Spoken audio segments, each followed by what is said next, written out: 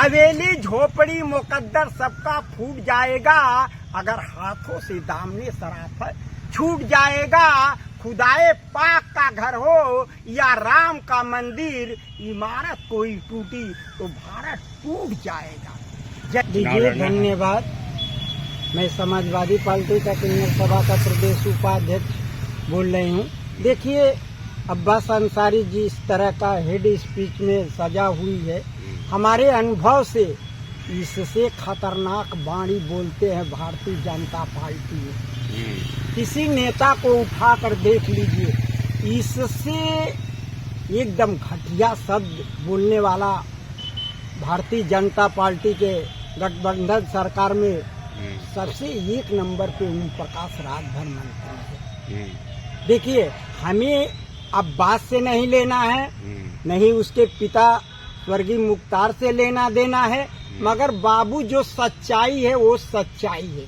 बात समझ रहे हैं? अब देखिए, चुनाव कैसे कैसे प्रत्याशी आ रहे हैं, लाइन लगा है मऊ से लखनऊ, लखनऊ से दिल्ली तक।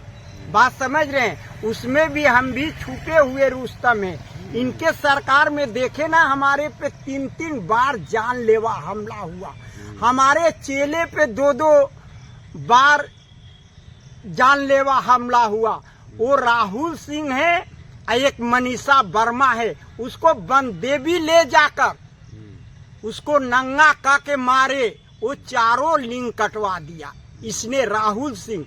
बात समझ रहे हैं? भारतीय जनता पार्टी में माननीय योगी आदित्यनाथ की सरकार में ये पुलिस प्रशासन पकड़ नहीं पाती है, सही आदमी को घसीट के ले जाती है। बताइए, महेंद्र राजभर जो समाजवादी पार्टी के गठबंधन में है, बताइए उसको, वो कौन ब्रजेश राजभर है, वो तो गुंडों से गुंडा बना हुआ है। पहले ओम प्रकाश राजभर मंत्री ये बोलता था बेचारा कि हमसे बड़ा गुंडा कौन है। ब्रजेश हो, मुख्तार हो, तमाम नेता हो, बात समझ रहे हैं, वो उस लाइन में रहा है। हाँ, तो उसी के पार्टी से ये छटक कर गया था ये महेंद्र राजभर में। आप बताइए, दुर्भाग्य है माननीय योगी आदित्यनाथ की सरकार में कि मंच पे वो माला डाल रहा है और उसको चट्टे चट्टे मार रहा है। पूरे हिंदुस्तान का जनता ने आप लोग के चैनलों से दिया, क्या बात रख सकते हैं ना। हमारा ओम प्रकाश राजभर मंत्री जब 2004 में भूतपूर्व प्रधानमंत्री स्वर्गीय चंद्रशेखर के खिलाफ चुनाव लड़ी थी, तो उनके भतीजे पप्पू एमएलसी से इसने 10 लाख रुपया ले लिया।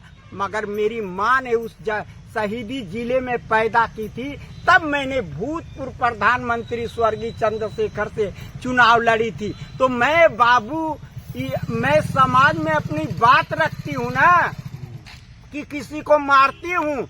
मेरा 25-30 लाख का जेवरात लूट गया तो मैं कानूनी कार्रवाई न की, आप लोग के चैनलों से समाज में कहती हूँ ना, वो क्यों माननीय योगी आदित्यनाथ की सरकार में और वो मंच पे माला डालकर उसको मार रहा है।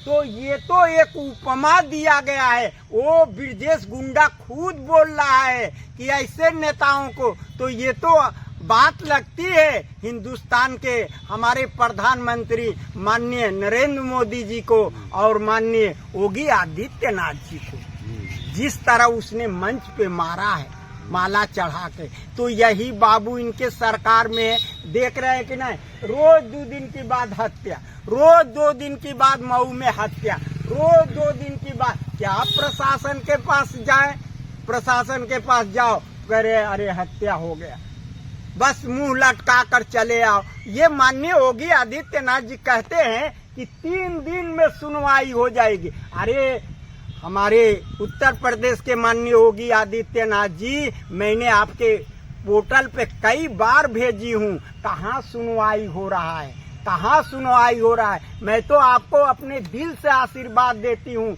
कि आप हर जिले में उत्तर प्रदेश के आप जनता दरबार लगाइए, नहीं कर्मचारियों और ये पुलिस विभाग, राजस्व विभाग को दूध का दूध, पानी का पानी नहीं हो जाएगा। फिर जो एक्शन करना होगा कीजिएगा। मैं बाबू पत्रावली लोग के बोलती हूँ, बात समझ रहे। चुनाव भी लड़ेंगे आप? देखिए लड़ूंगी, ऐलान की हूँ, मगर लड़ूंगी तो ओम प्रकाश राजभर मंत्री के खिलाफ लड़ूंगी। मैंने 2-3 चुनाव लड़ी हूँ, तीनों ऐलान करके लड़ी हूँ।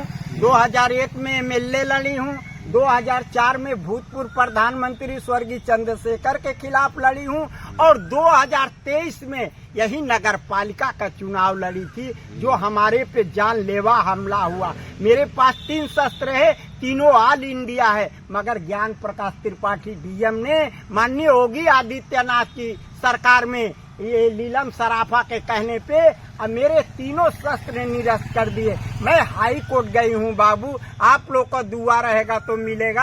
आज मेरे पास शस्त्र रहा होता तो मेरी 30-40 लाख का गहना लूटा नहीं गया होता और सर मेरा फाड़ कर लूटा गया। यही माननीय योगी आदित्यनाथ की सरकार है। अरे हवेली झोपड़ी मुकद्दर सबका फूट जाएगा, अगर हाथों से दामने सराफत छूट जाएगा। खुदाए पाक का घर हो या राम का मंदिर, इमारत कोई टूटी तो भारत टूट जाएगा। जय हिंद। क्या स्थिति रहेगी चुनाव में आप लड़ेंगे? ओम प्रकाश